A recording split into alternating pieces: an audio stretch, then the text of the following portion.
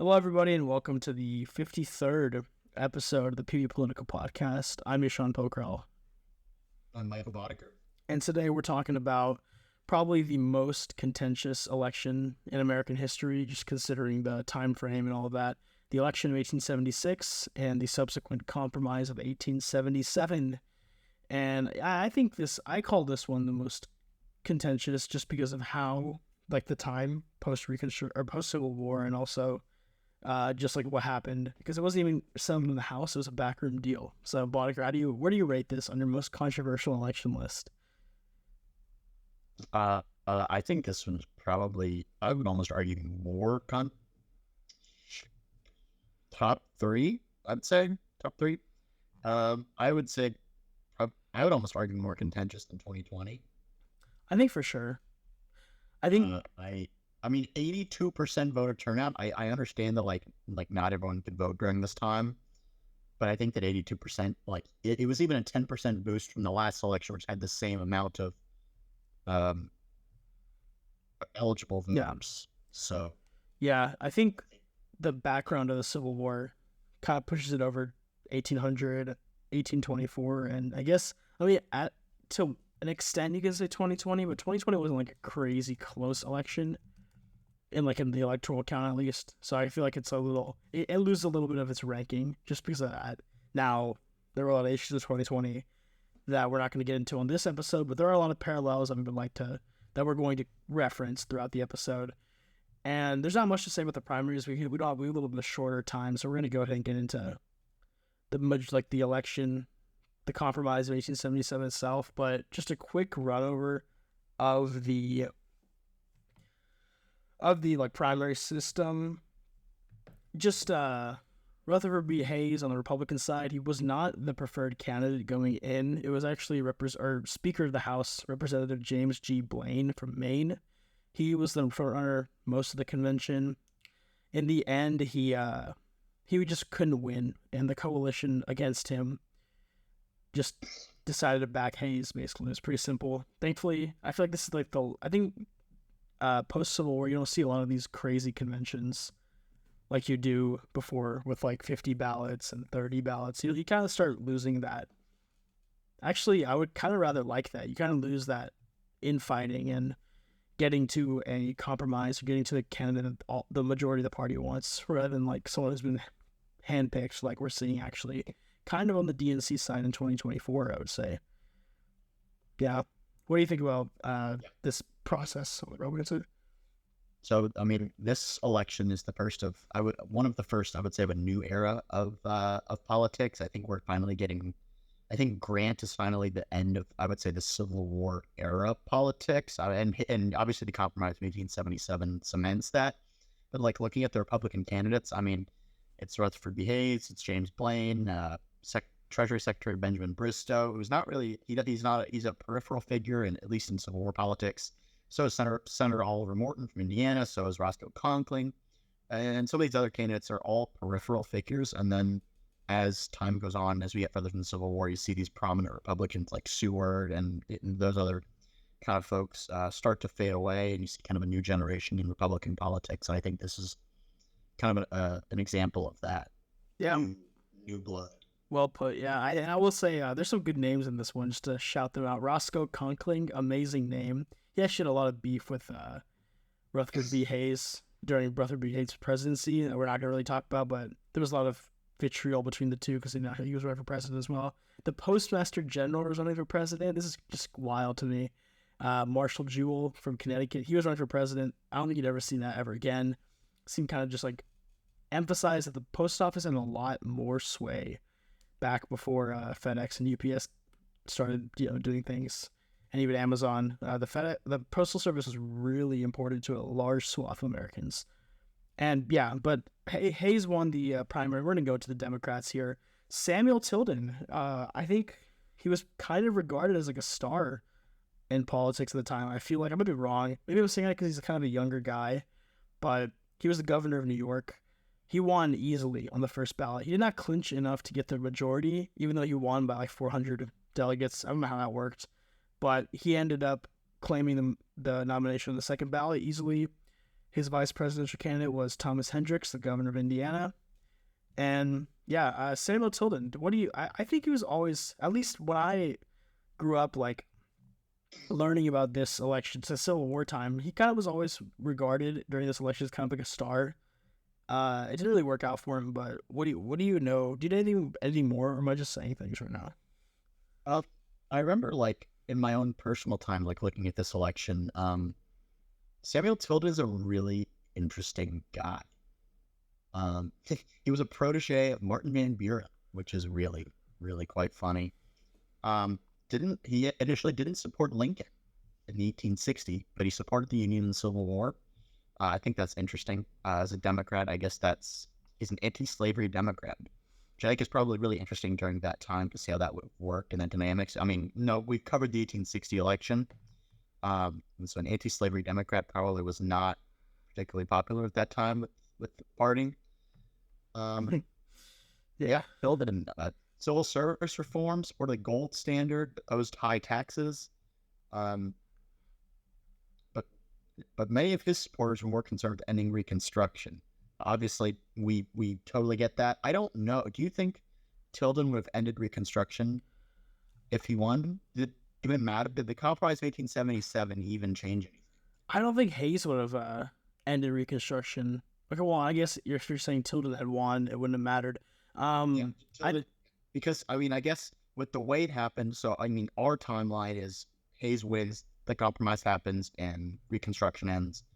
Does it end under Tilden as well? Because I think it probably does. I think it ends. I think it ends with Tilden. I mean, Hayes was the one that didn't want Reconstruction to end, and we'll talk about this a little towards the end of the episode when in his administration. But he was pretty he was pro Reconstruction, but it kind of just it didn't work out for him.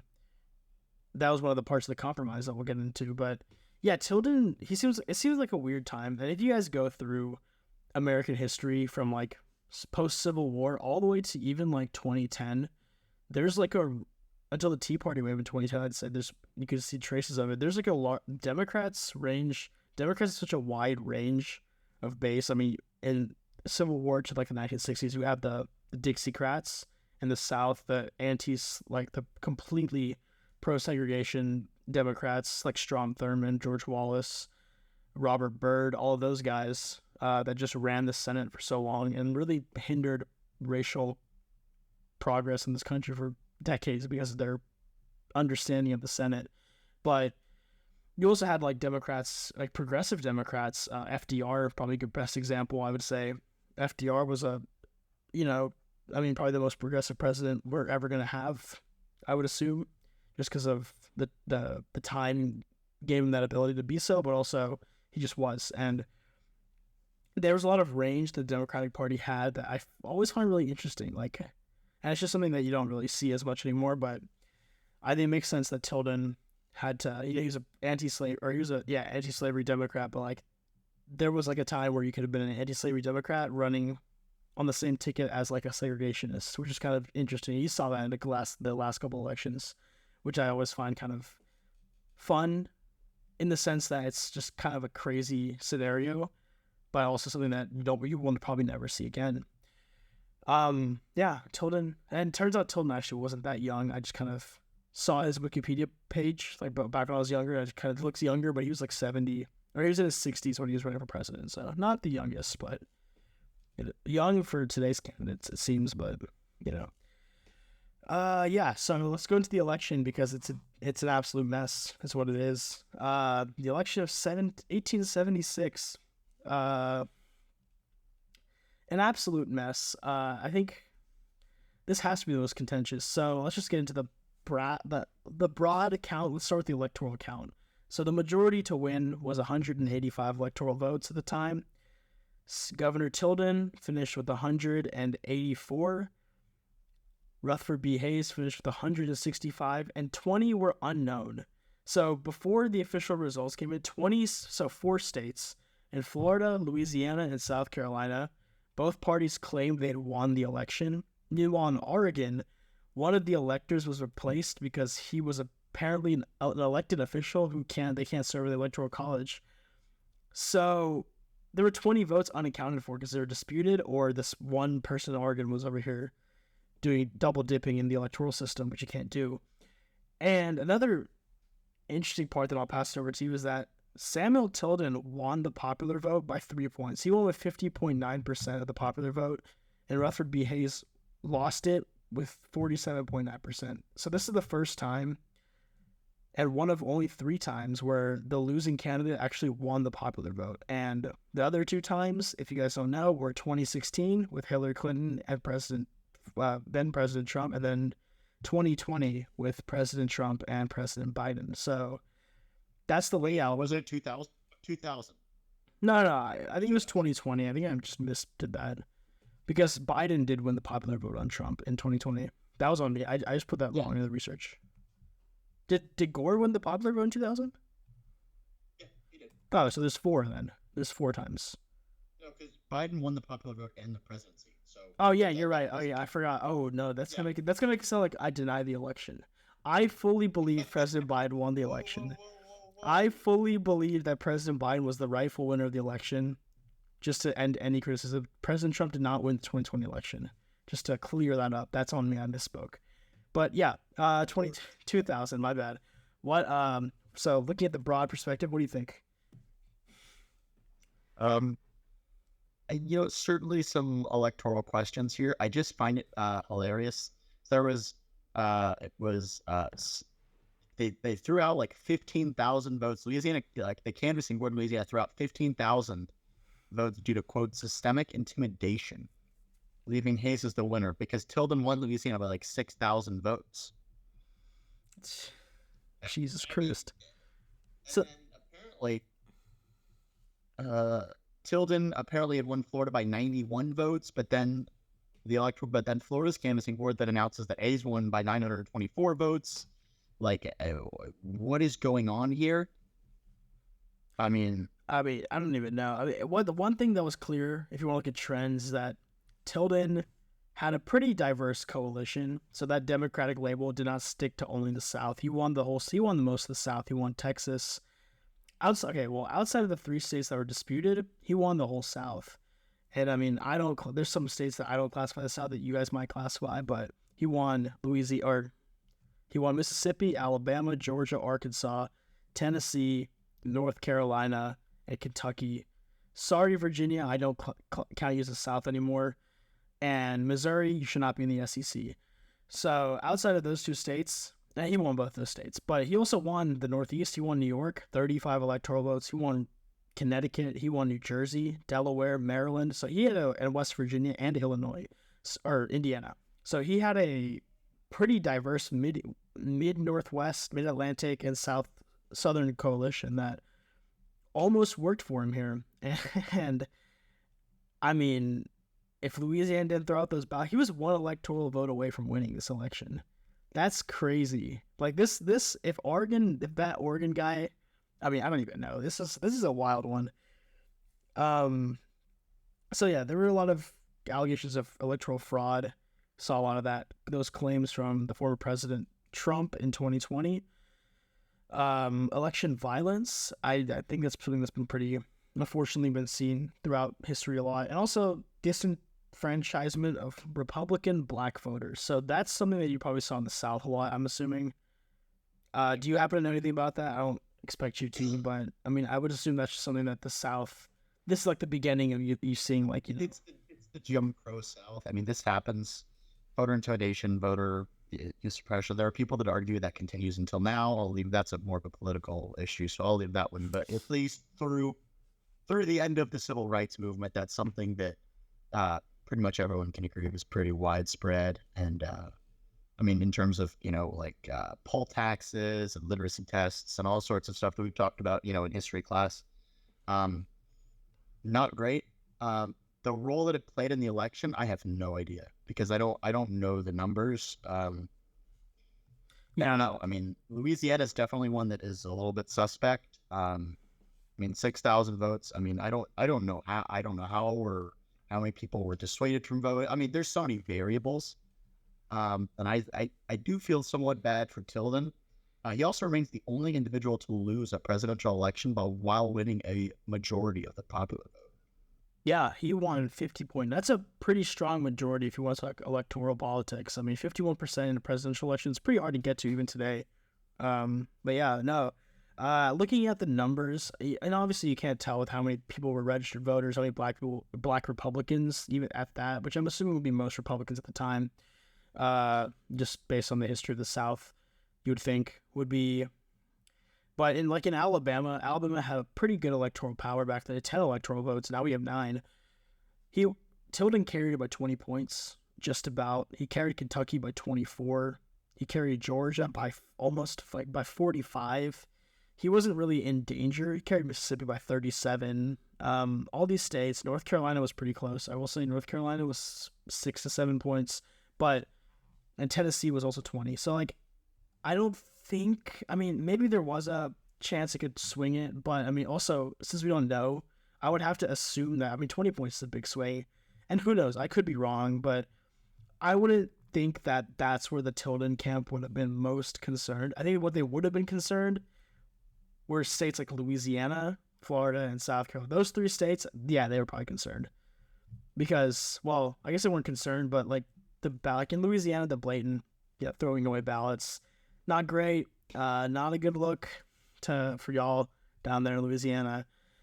Also, I will say, just to point out, Colorado actually joined the Union in July of 1876, so they actually didn't have a popular vote for their election. They had 3 people appointed by the state legislature, which is kind of interesting, just kind of a neat fact that since they had a weird timeline that they just appointed 3 people to the legislature, or from the legislature, to be their electors. So that was kind of interesting.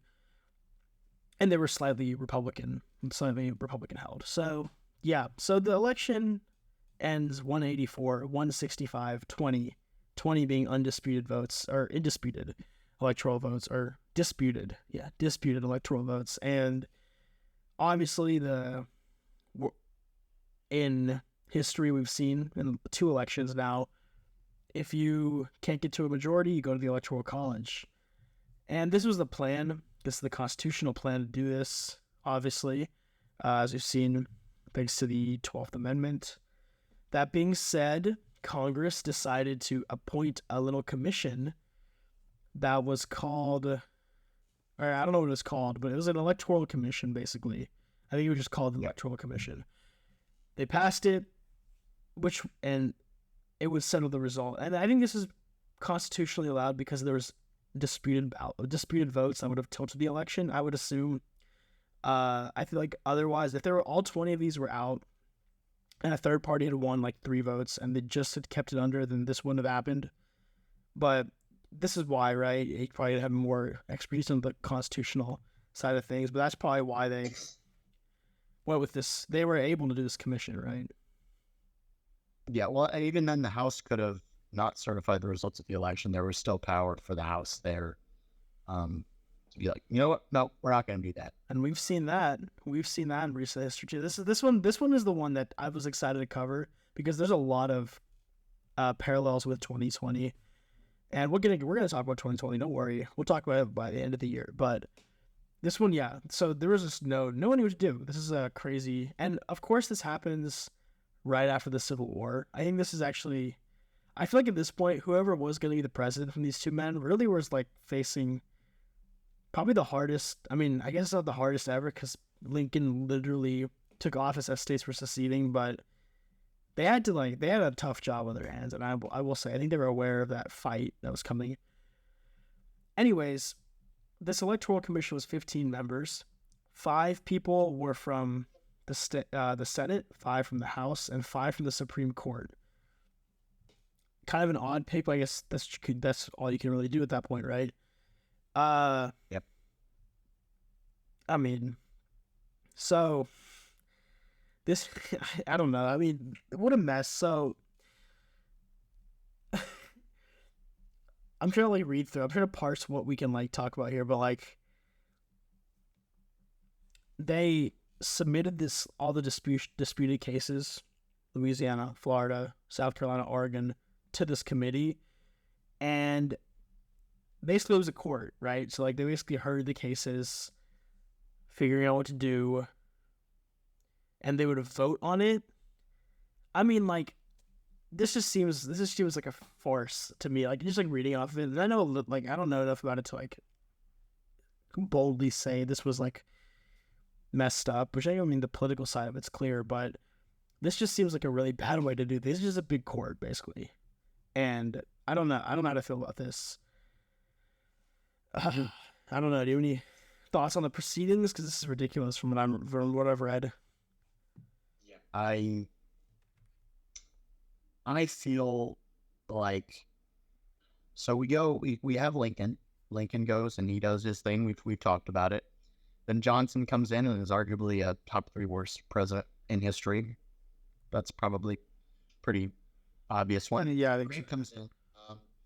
Grant, I think, is looked on, and I talked about this before, that Grant is looked upon harshly by history, but I think that's more of the people around him than Grant himself. In terms of his presidency, in terms of as a general, Grant is probably one of the greatest military leaders the world's ever seen. But in terms of a president, I think Grant's actually a deeply underrated president. And people had pushed him to seek a 3rd term. He wouldn't do it. And so I think that the legacy of both Grant and a deeply divided nation after passing all the Reconstruction amendments, the midst of Reconstruction, just extremely difficult for either of these guys to have dealt with. And Hayes is usually about average in terms of presidents. But I think that's actually not horrible for him. I think he was placed with a pretty difficult task, and he did a decent job of it. So I can't complain too much. I'm just intrigued to see what it tilted in presidency, how much that would have been different from a Hayes presidency.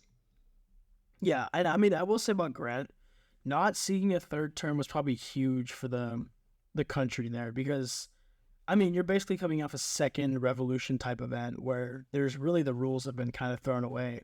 So keeping that precedent was something that I applaud Grant for deeply because then that precedent was set not by Hayes, but people followed that precedent after, obviously, except FDR. But FDR, I feel like there was a little bit of a different circumstance. I don't really agree with it, but, it ended up being amended in the Constitution anyways. I believe it was the 22nd Amendment. But, yeah, this commission ended up, and I don't want to get into the details of the commission. It just seems messy, and I really don't know enough about it to detail everything. But they ended up awarding all 20 electoral votes to Rutherford B. Hayes. That being said, there was definitely a lot of, and the political side of this is something we should probably talk about. It wasn't like they just gave these votes to Hayes. Democrats actually agreed to give this. So this ended up being a backroom deal. And the crux of the matter was, yeah, we'll let you be president if you end Reconstruction. And obviously, Reconstruction, I think the end of Reconstruction, I think we both agree here, the end of Reconstruction actually kind of it's kind of a catalyst for why the South is a little definitely underdeveloped compared to the Northeast, for example, but also it's also given the reputation of the South, like what it is. And I think it's largely because of the quick end to Reconstruction. And it's really a shame because Reconstruction definitely did help the South. I think it was necessary, but ending it as quickly as it was and unceremoniously as it was definitely hurt and set back the South. And you can see that with the Jim Crow, the cropping up of all of that. And yeah, I don't know. It just seems like I think this compromise is really poor just because, like, looking back, like, the fallout of it, I think definitely in the long run hurt the country. I don't know if you have any thought. I don't know if you have any thoughts on that, but I just want to put that out there. Because I mean, I was just, I just think it's a really interesting election. I think the end of Reconstruction is just a travesty. I don't know. I think it's interesting that Hayes takes office and he tries to be conciliatory. And the Democrats actually came up with some good names for him. They called him Rutherford or fraudulency. Kind of funny. It's not bad. That's a pretty good one. Is it? Interesting. But is it better than Ron DeSanctimonious? I don't know. That's Rutherford is pretty funny. Rutherford is pretty good. Rutherford is good. It's interesting. I'm gonna make that. I'm gonna put that in the poll. He actually selected a former Confederate soldier to be his cabinet to appease some Southern moderates, which is really interesting. Yeah, I mean, I think the Hayes presidency actually, and there's some of that. I mean, obviously the compromise, not the best way to win an election. And honestly, maybe he didn't win the election. Who knows? Really, we're never gonna know. But the next big thing, the first big thing that happened was the railroad strike. That was massive. Rail was obviously a big part of the American economy and the Industrial Revolution. It still is. I'm a big passenger rail guy, so if anybody's listening, get on that high speed rail because I love driving, but trains are cool. Uh, also, yeah, so the Great Railroad Strike, Hayes actually sent in the U.S. Army to not attack, I guess, to counteract strikers in that. Not really a big fan of that, but Hayes was also able to get some civil service reform in, kind of get rid of the spoils system to an extent. And this kind of laid the groundwork for future stuff. Definitely in the 80s and 90s, 1880s and 1890s, I should say. The biggest thing Hayes did in that regard was he banned like office holders from being required to donate to parties. So they didn't have to be beholden to a party. They can be nonpartisan, kind of to an extent, which is actually so. I think that's fair. I think it's something that everybody agrees on. It kind of just slightly removed the spoils system aspect that was in place at this point, which is always good. He had some. I think he had some civil service exams as well that were done for a short time, but I think eventually they got taken away. Hayes also was a big fan of the gold standard. I think he said Tilden was as well. Hayes is also a big gold standard guy. Essential to the revival of the economy. He actually vetoed the creation of silver dollars in the Bland-Allison Act, but that actually got overridden by Congress. So it actually ended up going into effect anyways. I don't really know. The whole gold silver debate actually started popping up this time too. William Jennings Bryan will come in soon, I believe, right? Or am I late? Oh, wait, no, this is like when he starts popping up, right? But let me just check. I think this is the William Jennings Bryan era now. We're coming into it, I believe. And Which one next episode? no, just like in general, because now we're talking about gold and silver. And this is where Jennings Bryan comes in and starts, being that guy. Yeah. I guess you could say. Currency debate. Also, a notable, I guess, getting into Rutherford B. Hayes' presidency, big Monroe Doctrine guy, by the way. Really? Yes, big Monroe Doctrine guy, advancing American interests in Latin America. Also, I think maybe the best legacy of Rutherford B. Hayes, the thing I might commend him the most for, appointed John Marshall Harlan to the Supreme Court. Mm-hmm. Harlan is most famous for his dissent in Plessy versus Ferguson.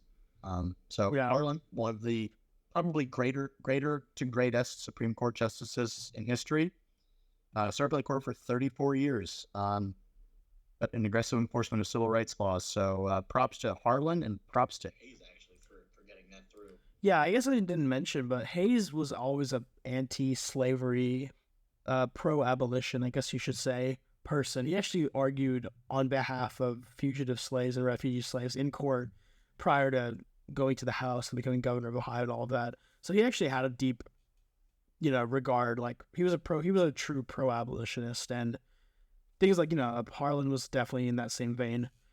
And I think I would say Harlan's probably one of the more underrated, as in like his morals seem to always be relatively in the right place when you talk about important things. That's all you can really do with Supreme Court justices.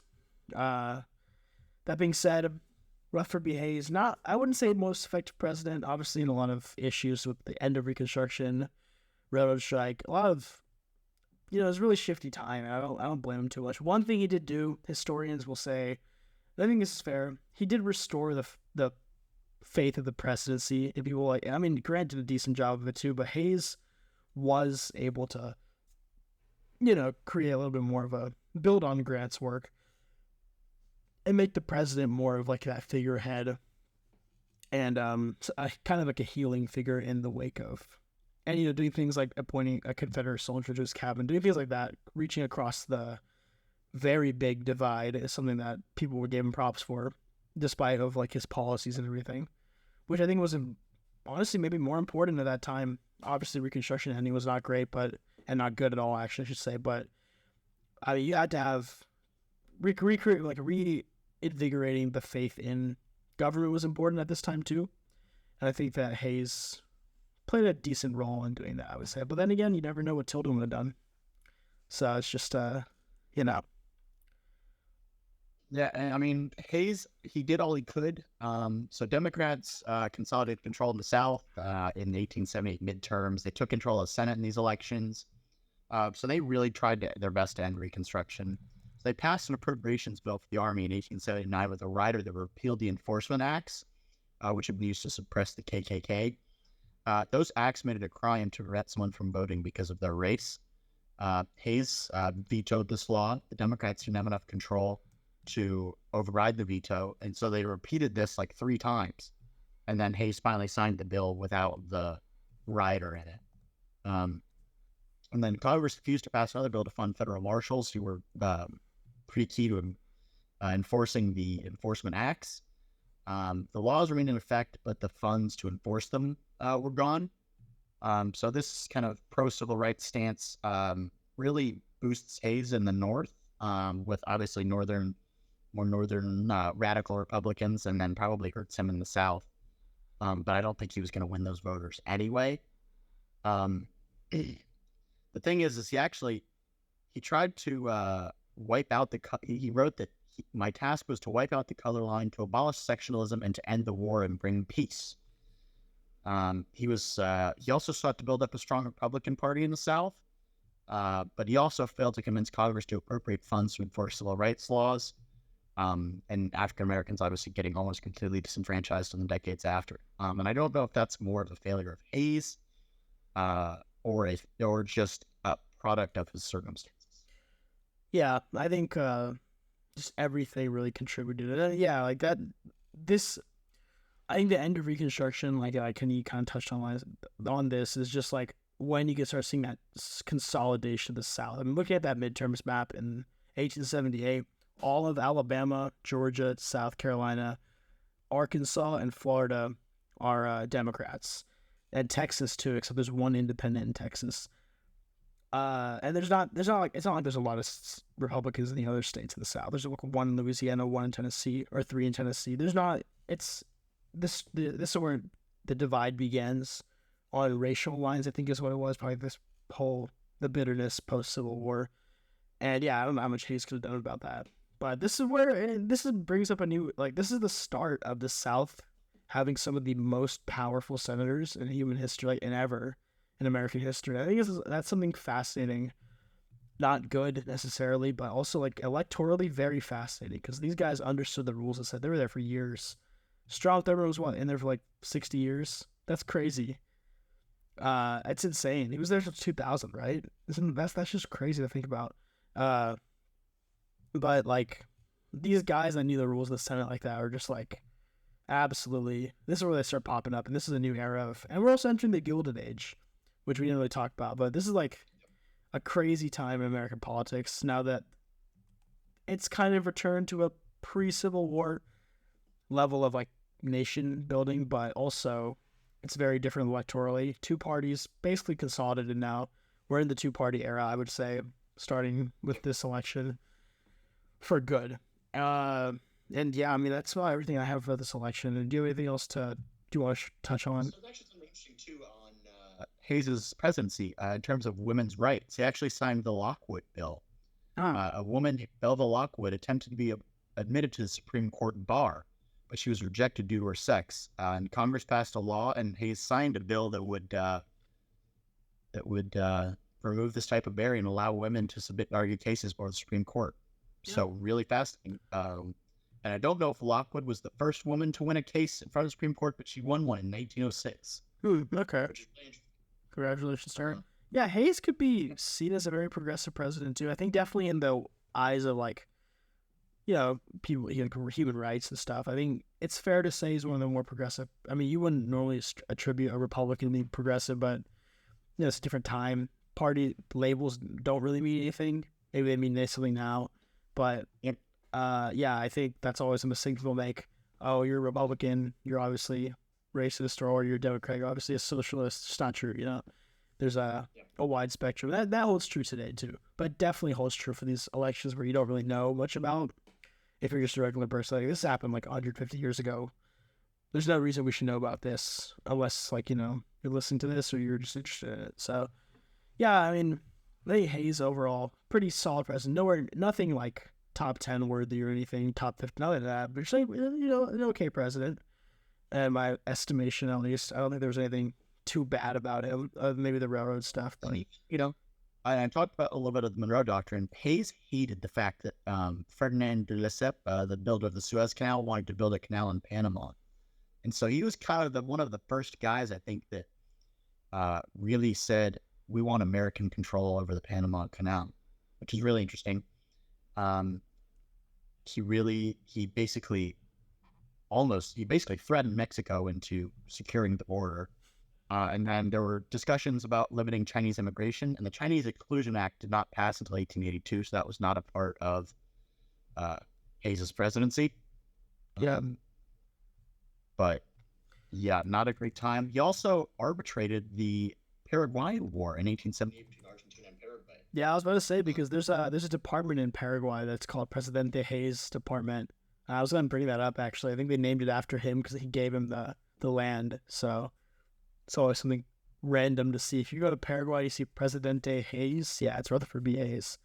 It's kind of odd to think about, but yeah, I think that's everything, right? I mean, yeah, that's just a really interesting election that a lot of consequences in the modern day because of this election. Oh yeah.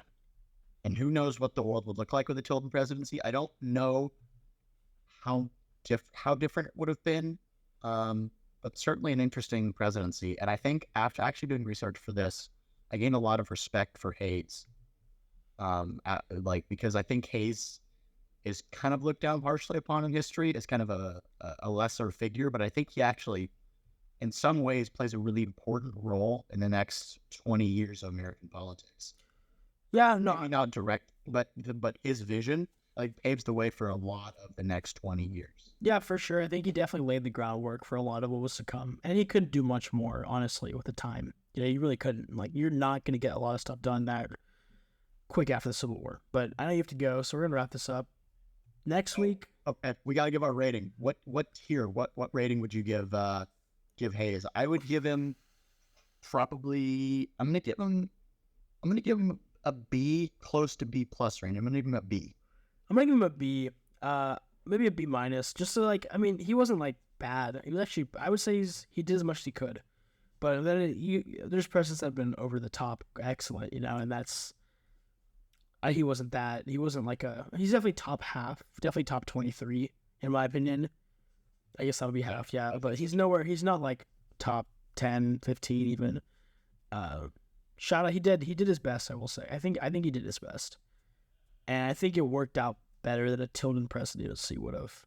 Maybe, but again, who knows, really, Yeah. Next week, I think we're gonna do. Next week we're gonna do not the last, but we're gonna do one more historical lecture. We're gonna do the election of 1896, what we agreed on.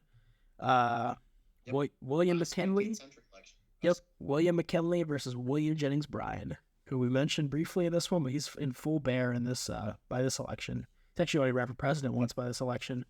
And yeah, we'll do that. And then the week after that, we're gonna do an update on the primaries. And mainly what to watch for the debates, because that will be coming out the day before the debates. So we'll be doing that. I'm excited to talk about the debates. There's hope. There's potential that we get to go to a debate in Alabama, third debate. Working on that. If y'all know anybody at the University of Alabama that can make that happen, reach out. We got people, shout out to Miles, specifically working on that. Trying to get us some seats in Alabama, in Tuscaloosa for that debate. But yeah, that's about everything. Like, comment, subscribe, follow the Instagram. We're going crazy. Go to the website, bookmark the website. We got election articles coming up. It's a good work from everybody there. And that's about everything. We'll be back next Tuesday. Sorry this episode's coming late. That's on me. But what are you going to do? But that's everything, I would say. Thank you all for listening. I'm Eshan Bokrell. I'm Michael Boddicker. And goodbye.